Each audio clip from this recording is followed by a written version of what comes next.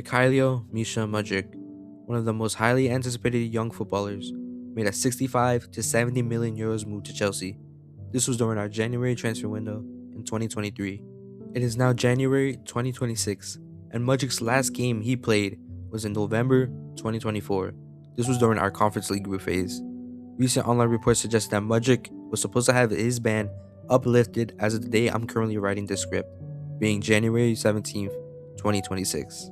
The reports were obviously false, but as with all things in football media, things tend to get exaggerated. Fees, articles, and even performances are generally biased. Even this video can be subjected to a degree, but this false claim that he will be back gains so much attention it really is stupid in my opinion. The purpose of this video is not just to highlight Mudryk's current case, but also his journey throughout Chelsea, as I feel this is very overlooked in some aspects. This is coming from, of course, a Chelsea fan's perspective, but even though I will be talking about the positive aspects, I will still also be shedding light on the negatives, as I was someone who was very mixed on his performances throughout our seasons.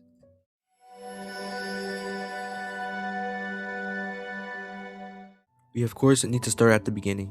Our January 2023 transfer window was insane.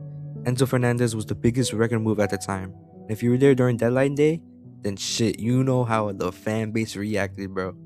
But along with our vice captain Enzo, Mudryk was one of those who joined, along with Nani and Andre Santos. Yet his transfer was one that was buzzing, as of course Arsenal were keen on signing him long before we did. Shit, there were even videos of him in 4K begging to join him. So why did we do this? Why did we get him? This is another reason to blame Guko, bro. Alright, let me stop. But if we're being real, there was no reason to acquire him. We already had Sterling in the summer, and Hudson-Odoi along with Pulisic were also there as well. This acquisition was solely based on Arsenal not being able to secure a deal, and our board not knowing how to do proper management. So we eventually decide, let's get this jit into the team, and the rest is history, bro. His first game against Liverpool sold not only us Chelsea fans' dreams, but also got us thinking he was the next Hazard, bro. I saw people online saying some crazy stuff. But of course, this was just one game. One game that in the worst season Chelsea has ever had. Look, I'm not going to write him off due to the amount of shenanigans that were happening that season. So many pointless transfers happened, and during that period, we did sell most of them, so it's a mix by the time Poch came in. But the transfer fee behind this case always infuriated me, as it was initially around 70 million euros, with it potentially rising to 100 million euros if add-ons are achieved. We obviously did not reach that, but the media and press never care. They only care when it can be made a headline or a hit piece. I want to reiterate that yes, this is a lot of money either way, but flat out lying or just exaggerating about the actual price really is misrepresenting. Of course, Twitter trolls will be everywhere, and they will keep using that 100 million false number. But again, they're usually on Twitter, so it's already cancer, so I'll just leave it at that.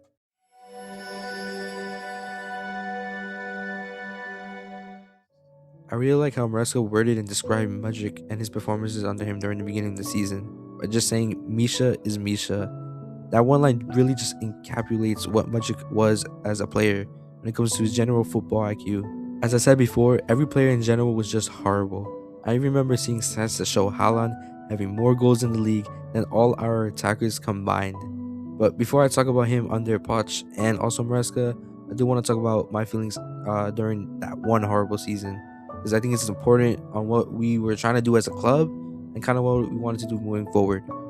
He was part of the original idea or generation of the now blue call model, buying young and up-and-coming talent to sell later down the line. I say this because to the owners, if there's a price, there's a profit, which even now, Enzo Fernandez links to PSG won't fucking stop appearing, which is really telling. But let me stop because that's a whole nother topic for like another day.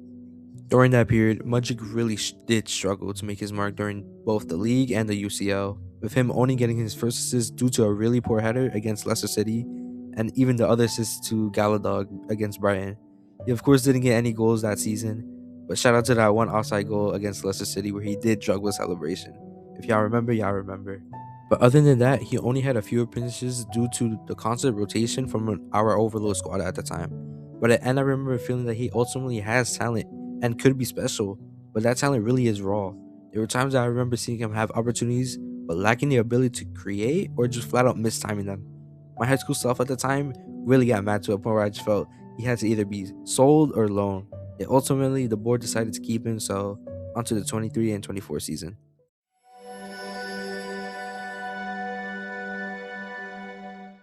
Mauricio Pochettino has blood on his hands. I really don't want to talk about that criminal and the actions he did during his time at Chelsea, but I'll just leave it at that for now. Misha under Poch was very mixed in my opinion, but obviously it was better than last season, so let's talk about it. Mudryk's first goal against Fulham was amazing. That feeling of watching him score after trying so many times and for so long was definitely rewarding. Also, Caicedo and Enzo hugging the back, bro, man, there was fucking tears, bro. But that goal took time, let's not lie. 8 games into the season is long, and he had chances to get it earlier. I didn't forget that Liverpool game again, bro. Then again, he had Arsenal later down the corner, and we all know what he did that day. Look, I ain't here to debate whether he meant that goal or not, but if NBC labels his goal as a chip, and that was one of the best chips today, bro, don't even debate. And against Arsenal, bro, who was writing that script? Moving on, Mudryk was on and off as usual, but he wouldn't get any overall good performances due to playing time and also Poch's criminal antics. But then came the Carabao Cup against Newcastle, the best performance he had in a Chelsea shirt to date. Now I got a small story to tell for this one. Coming in as a sub during the second half while we needed to go down due to Maresca not knowing how to clear our ball, bro. We needed something to get us back in the game. Nkunku and Misha are called, and we are still struggling to find a goal. It's getting near the final minutes, and I'm watching this and I'm coming home, getting ready for another cup exit before the new year. But God had other plans, bro. Malagusa crosses, Kieran miscontrols, and Misha fucking Mudryk capitalizes and equals it for Chelsea at the end. I scream at the top of my lungs right outside my house. I'm not joking, to the point my dad thought I was getting kidnapped. I'm not joking, bro. Either way, we're going to straight to pens, and we managed to win and continue on our path towards Wembley. And so we continue, but to this point is pretty much a hopium, so I'm just gonna make it short. Pochettino commits another war crime by subbing Mudryk and Nani at the very end at the final, and ideally when it should have been earlier or it shouldn't happen at all. And so we are going to blue £1 billion bottle jobs beaten by Klopp's kids, bro. Just writing and thinking about that part just makes me so mad. So just to make this part real short again, we exit the FA Cup to City. Pochettino continues to show he has no actual passion or ambition, to the point where he had to go on a small winning run at the end for Europe. And we of course get knocked down to conference because United beat City at the end. During this period, Misha only got a few goals, and to be completely honest, he should have had more, but Jackson and Boyo on side, we can only do so much, so that's that. Another thing I want to say before moving on to the next season is that Mudryk was actually picking up form by then. I don't know if this is towards the run for Europe or just the team actually thinking Poch is here for another season, so they might as well just try a bit. But he got a fucking concussion by, I think the player's name was Lamptey near the end of the season, so he missed the last game, and yeah, it's all due to precautions, so that's that. The board decides to end the terrorist attack on our club, and Enzo Maresca takes over in the summer. We are now in a new season, and it's been a season and a half for Mudryk as a player, and overall, majority of people are kind of divided on whether he deserves to stay or not. At the time, I felt I was harsh on him under Potter and Frank, kind of, that he still needed time to develop. I was on the side that he should go on loan, but if we can't find a suitable loan, then he should stay. I remember there were even links from Bayern for Mudryk, but we decided against it, so we moved to his latest and last season at Chelsea.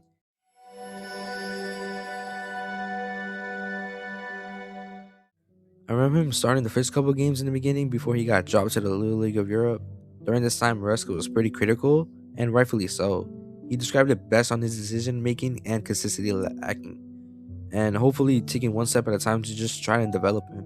And so Misha became a Conference League player, and in the beginning he did look off, but man, he was actually picking up form during that period. Like, if you guys remember, he was just getting goals and assists in the same game. Like, it was more than just all that together. He was scoring goals that we fans have been seeing him scoring, like, in training, and it was to a point where he was finally looking like a proper winger, and he was even looking like he was gonna get top scorer for the Conference League, maybe even player of the tournament. Yeah, after that Heidenheim game at the end of November, yeah, the football gods had other plans.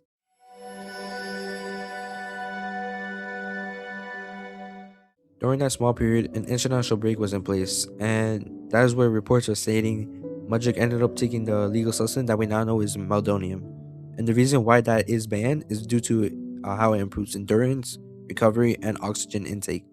At first, from what I remember, it was being reported by a Ukraine journalist, and many fans, including myself, remember seeing this, and we didn't really believe it because, again, it was like unknown journalists in Ukraine.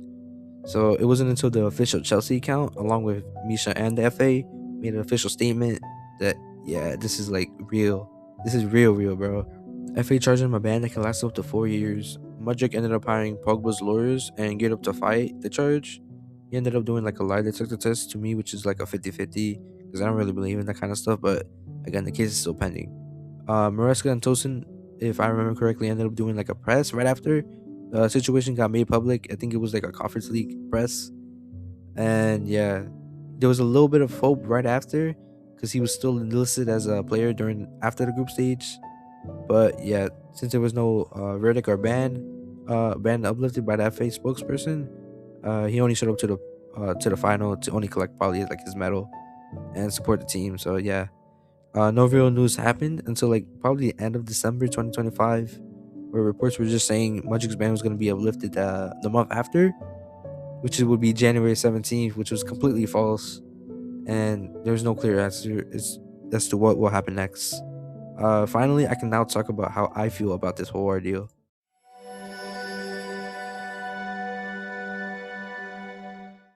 I gave bits and pieces about some of my feelings throughout his progression at Chelsea, but let's start with my current feelings. I still believe that Mudryk is not a fraud, and that many people that try and portray him that, it's just wrong. I think he can still shine at Chelsea if he gets that boost from our manager. Obviously, Poch is a criminal, and I want this video to be over like an hour long, so I'm just gonna leave him and move on to Maresca. For Maresca, I think he was brilliantly honest about Mudryk's assessment, and as I said before, I agree on mostly everything he has said about him. But many reports said that their relation was kind of bad, but in my opinion, it really wasn't. I think that all fans, including myself, know Mudryk was not a first team player, and in order for him to be a first team player, he needs minutes, and so he ended up getting dropped into cup and conference, which in my opinion was the best option. This goes for like Gio, Kieran, and the others who did not really start in the first team, such as like the Prem. So yeah, that part kind of really does infuriate me, as that is what a lot of fans were kind of robbed as. Seeing him build that momentum and rise up to the first team. If you look at the stats at the time, this was so obvious. He's becoming a pivotal player for us, but that ban really just fucked it up. Like it ruined all that progression. I truly don't know if he will ever play in a Chelsea shirt again. But from this recent post and his message to the fans, we can only hope, man. This part is a bit of a rant, but it's very much needed.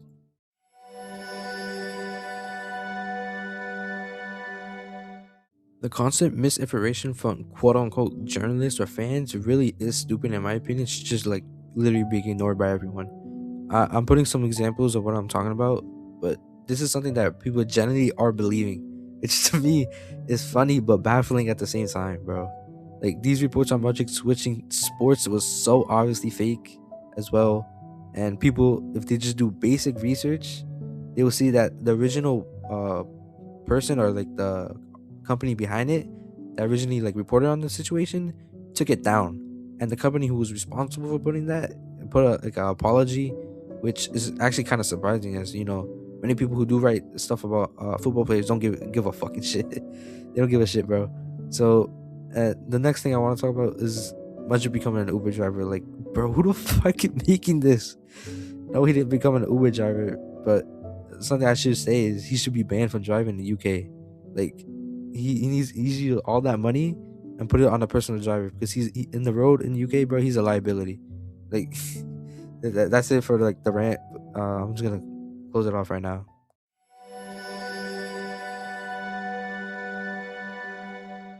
We just saw many of us dreams during his debut, but when he came to Chelsea, it was like the worst day ever. He was not a pivotal signing. He was a developmental signing, like what we have with SFL now. He has some guidance from more mid-experienced players. I'm not calling like our players mid. I'm talking about like our players, like as of right now, some of them have like Premier League experience, not like a good duration, but they still have a bit of experience. So that's that. The thing is, with that large of a fee, it should not be a developmental signing. 70-ish million euros is supposed to bring a good player. Let's just get that straight, bro. Not he will come good down the line player. Obviously, he didn't choose this price, but he has to deal with that weighted pressure going forward. I also want to state that he left during like a very emotional time, being the war in Ukraine, and having to adapt to a new environment while not knowing if the people close to you are safe. Yeah, of course, it's gonna do things to you. He also didn't look like he communicated a lot to the other teammates. Again, it's kind of like, I guess, pity at this point. But those he did end up talking to, you can see in some videos or some shorts, they ended up like on loan, like Washington, or just sold like Renato Vega. I ultimately wrote this and made this video due to the "he is coming back" post, but as false as that was, I just wanted him to succeed. Like in the end, he's constantly working hard in training, and he just needs that like shoulder, like someone like Thiago Silva, just to set him straight, like a manager just to properly guide him through that technical journey.